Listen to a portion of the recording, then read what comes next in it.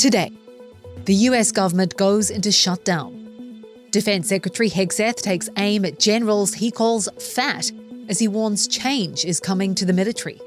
Silicon Valley tech entrepreneurs take their skills to the battlefield. And Trump cuts a deal with Pfizer to sell cheap drugs direct to consumers. It's Wednesday, October 1st. This is Reuters World News, bringing you everything you need to know from the front lines in 10 minutes, 7 days a week. I'm Kim Vinnell in Wanganui, New Zealand.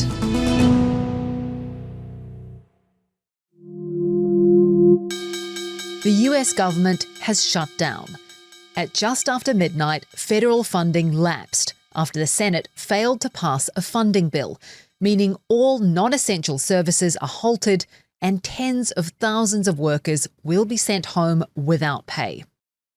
President Trump is threatening to use the opportunity to continue a permanent purge of federal workers. We can do things during the shutdown that are irreversible, that are bad for them and irreversible by them, like cutting vast numbers of people out, cutting things that they like, cutting programs. That would be a further brain drain for the government, with more than 150,000 workers leaving the payroll this week after taking an earlier buyout. So what stays open and what will close? Social Security will keep issuing retirement and disability benefits, but 12% of the entire department will be furloughed. The IRS will be staffed for 5 days, although it's not clear what happens after that. 2 million military personnel will be kept at their posts without pay, as will some 13,000 air traffic controllers, although airlines have warned to expect delays. The courts have warned they could run out of money to keep fully running by Friday. Immigration courts, though, will keep running because President Trump declared illegal immigration a national emergency. A second detainee has died a week after the Dallas ICE shooting. 31-year-old Miguel Angel Garcia from Mexico was wounded by a sniper at the Dallas field office and has died as a result of those injuries. A third victim remains in hospital. A rare deal between Washington and Tehran, marking an unusual moment of collaboration. The US has begun deporting around 400 Iranians. The group includes both convicted criminals and people who had entered the US illegally. That's according to officials who spoke on condition of anonymity. Good morning and welcome to the War Department. Because the era of the Department of Defense is over. Defense Secretary Pete Hegseth speaking to an unprecedented gathering of top military commanders at Quantico. He says it's time to get rid of diversity initiatives, emphasizing, among other things, fitness and body size. It's completely unacceptable to see fat generals and admirals in the halls of the Pentagon. Fitness tests will now use the male standard for both men and women, meaning everyone in combat roles must meet the same physical requirements regardless of gender. President Trump also spoke at the meeting, suggesting American cities could be used to prepare for foreign conflicts. We should use some of these dangerous cities as training grounds for our military, National Guard, but military. Pentagon reporter Idris Ali is in Washington.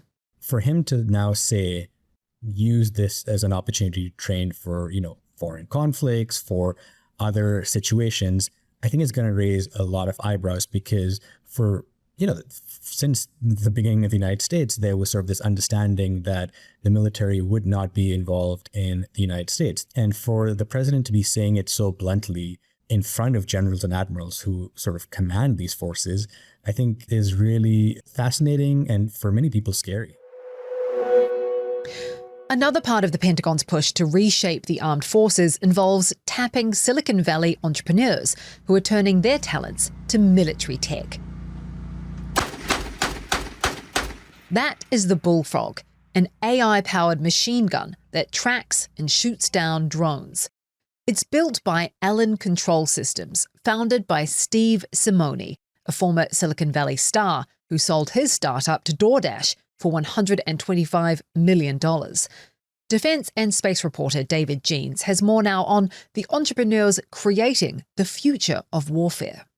I think what they bring with them is they have a high tolerance for risk, a high tolerance for failure, and a high tolerance for raising hype around their companies. They also bring with them a new energy to this space, which has disrupted the traditional prime contractors like Boeing, Northrop Grumman, and Lockheed Martin. David says that what's been most striking is the speed at which Silicon Valley has shifted. It was only in recent years that people were protesting military companies and military work. And now Silicon Valley and its investors are all in on a more patriotic and more military-focused approach. I think that has come with the understanding that the world is starting to feel like a less safe place. And there's also an understanding that the US military is largely unprepared for the future of warfare, and that Silicon Valley believes that it has the answer to help it modernize. President Donald Trump says he's made a deal with drug company Pfizer to sell cheap medications directly to consumers on a website called Trump RX. Pfizer is agreeing to provide some of their most popular current medications to all consumers at heavily discounted prices of anywhere between 50 and even 100%. It's for Americans on Medicaid and will launch next year. As part of the deal, Pfizer will invest $70 billion to reshore domestic manufacturing in the US. In exchange, Pfizer gets relief from 100% tariffs on imported pharmaceuticals, which Trump announced last week. Trump says other drug makers will follow Pfizer's lead. Medicare, which covers people 65 or older or those who have disabilities, is not included in the deal. In the Philippines, dozens are dead after a 6.9 magnitude earthquake hit the centre of the country. Agencies are searching for survivors and trying to restore power and water supplies. A hospital near the epicentre is overwhelmed, according to officials. And now, Labubus, and how the makers of the ugly cute dolls are borrowing from Disney's playbook to turn their monsters into global franchises. Owners Pop Mart are planning to create content, merchandising, and to expand on their existing small theme park in Beijing. Here's Reuters China consumer correspondent Casey Hall.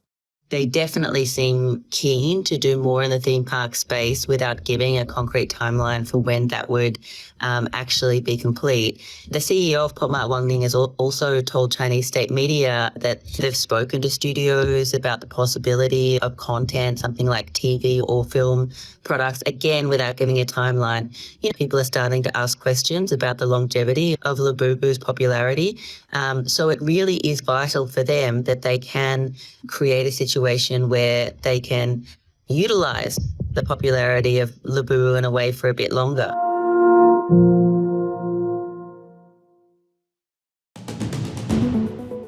And for today's recommended read, how Tony Blair's return to Middle East diplomacy reopens old wounds and new doubts. Trump named Blair to serve on a Gaza peace board, but not everyone is happy with the decision. You can read more by following the link in the pod description. For more on any of the stories from today, check out Reuters.com or the Reuters app. Don't forget to follow us on your favourite podcast player. If you're listening on a smart speaker, just ask for the latest news from Reuters 7 days a week. We'll be back tomorrow with our daily headline show.